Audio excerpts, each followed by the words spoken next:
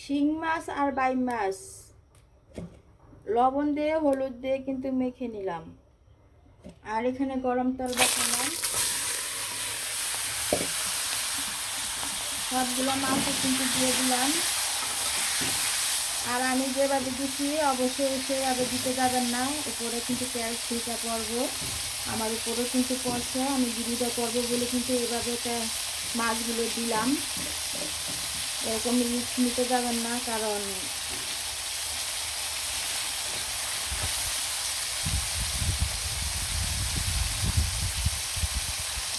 মাছগুলো কিন্তু খুব সুন্দরভাবে উঠিয়ে নিবে। মাছগুলো কিন্তু তাজা তাজা হয়ে গেছে, লাল লাল করে ভেজে নিলাম।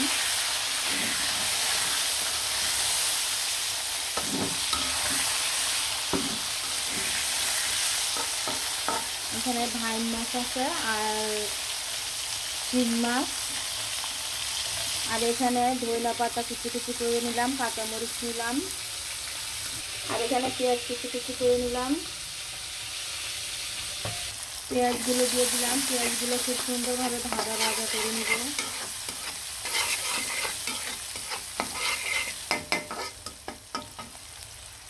হলুদ, মরিচ, জিরার গুঁড়ো আর দিয়ে দিলাম আদা রসুন দিয়ে ভালো করে মশলাটা কিন্তু নাড়াচাড়া দিয়ে দিলাম। আর দিয়ে একটু পানি দিয়ে দিলাম, মশলাটা যেন না পুড়ে যায়।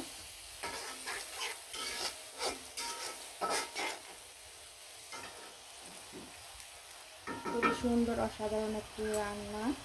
আর এরকম করে কিন্তু মাছ রান্না করলে খুবই মজা। আর ধনিয়া পাতা দিয়ে মাছ আরও অনেক মজা। আর এখানে কিন্তু দিয়ে দিলাম ধনিয়া পাতা, আর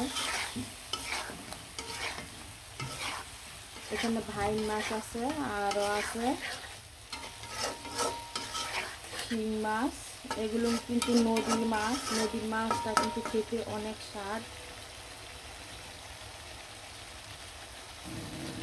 আর খুব সুন্দর একটি রান্না কিন্তু রান্না করে ফেললাম।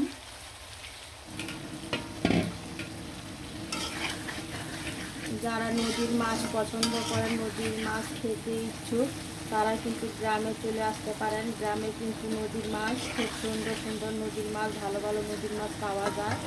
আর নদীর মাছ খেতে কিন্তু অসাধারণ অনেক মজা। রান্না করে ফেললাম অসাধারণ একটি শিং মাছ, বাইম মাছ দিয়ে ভুনা ভুনা রান্না। সবাই ভালো থাকেন, সুস্থ থাকেন, আর এরকম সুন্দর সুন্দর রান্না করে করে খেয়ে ফেলেন। আল্লাহ হাফেজ। অনেকেই ভিডিও দেখেন, ভিডিও দেখে লাইক কমেন্ট করেন না। ভিডিও দেখতে হবে, লাইক কমেন্টও করতে হবে, বুঝলেন? শুধু ভিডিও দেখলেই হবে না।